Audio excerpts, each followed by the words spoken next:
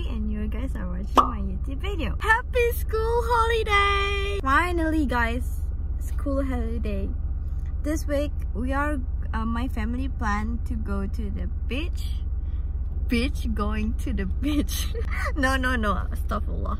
I'm in car right now and I'm alone. Always. So I bring my Mashi here. Look at my baby Mashi, he's so cute. He's so excited to go to the beach. Like, I'm going to take you.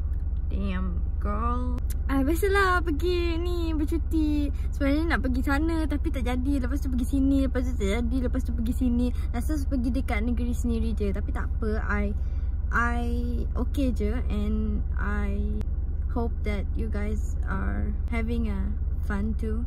Hey, ada tutup kucing. Look at the jam. So now it's 6:05. You can see how dark the side is. Hello everyone. Sabar. Hello everyone. Like this hotel. Just be here, like period.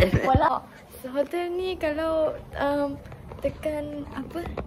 Kalau tepuk tangan je. Apalah. Kalau tepuk tangan je.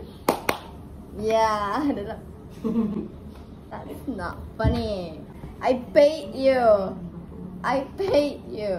So now we are at hotel. It's not what I expected, but it's okay. Benda. Bantu orang lain tengah tidur ke apa ke. Tengok rumah tu beberapa kereta aja. Tapi ni tahu Pak, ni tahu. Sengit je pasal dekat Sengit. Saya nak beritahu.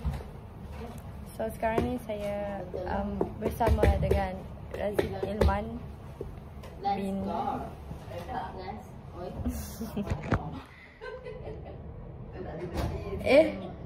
ya. It's not that good.